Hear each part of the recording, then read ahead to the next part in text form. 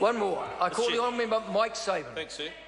Look, with the advances in modern science, sir, I've just had communications from the lady that brought me into the world, and I'm happy to be able to inform the member, Tracy Martin, who seems to have an uncomfortable fixation with me, but I'll go with it.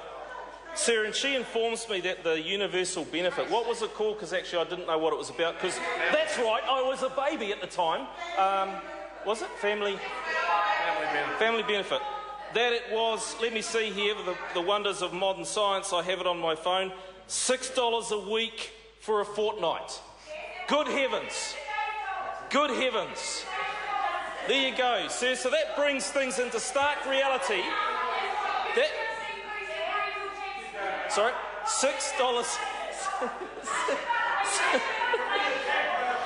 There's a lot of passion in this debate, sir. So $6 a week for 2 weeks puts some perspective into how generous the government of the day is now, and how measured we are in terms of what is the appropriate balance. What is... just ease up on the fixation. Ease up on the fixation. Sir, and a very, very important point was made also by Tracy Martin, because she said that I was saying that something about the government or doesn't care about the children, doesn't have to pay for them or something like that. The point I was trying to make, sir, and let's just get back to some accuracy here, is that there are plenty of parents who actually don't need paid parental leave, even now when it's available, notwithstanding the fact that when it wasn't available, people actually got by. So it is not the case that the government should always be the default mechanism in this equation, sir. It is certainly the case that we are those that are at the margins, that are struggling and have a family, that extra assistance makes all the difference. But it's about getting that balance right, sir. And I just want to reflect on some of the other things that we're doing that would reflect the context of that balance. Right. Because the member also made some pretty interesting allegations about the fact that us on this side of the House don't really care about those people, sir. Well, a $500 million package announced at the budget is far from not caring, in my view. So what we're looking at, sir, is free GP visits for those up to 13 years of age. Now, that is a good thing. That is a good thing, because there's many who will not take their children to the doctor because of that additional cost.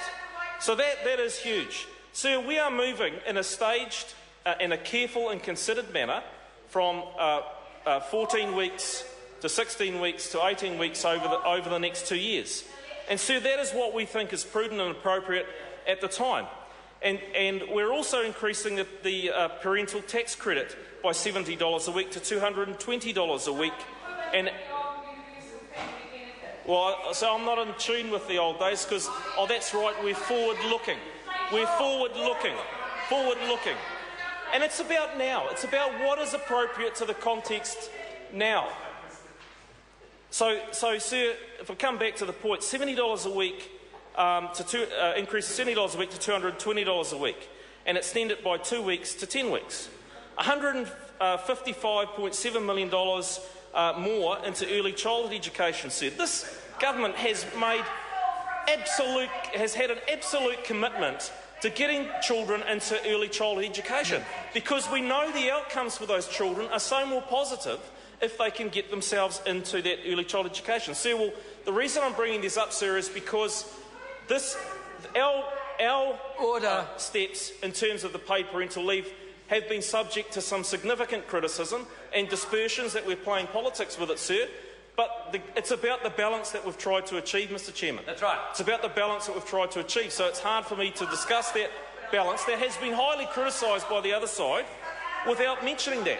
And I'm still waiting for the member in the chair, the sponsor of this bill, to stand up and tell us why she is happy to accuse us of playing politics, but she's not happy to vote for the bills that will help grow the economy. And the economy is growing, sir. And as the economy grows, so does our support of people who are in need. It is about need. And I want to acknowledge and thank my mother, because it wasn't the $6 I call the honourable member Jacinda Ardern. Mr Chair, I move that the question be now put. The question is that the question be now put. As many of that opinion will please say aye. Aye. The contrary, no. The ayes have it. The ayes have it. Party vote called for. Clerk will please conduct the party vote. Thank you. New Zealand National. 59 votes opposed. New Zealand Labour. 34 votes in favour. Green Party. 14 votes in favour. New Zealand First. 7 votes in favour. Maori Party. 3 votes in favour. Mana. 1 vote in favour. United Future. 1 vote opposed. Brendan Horan. 1 vote in favour. Any other votes?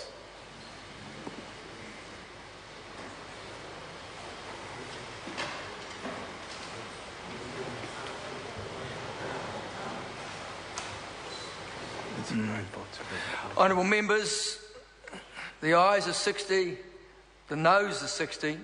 The motion is not agreed to.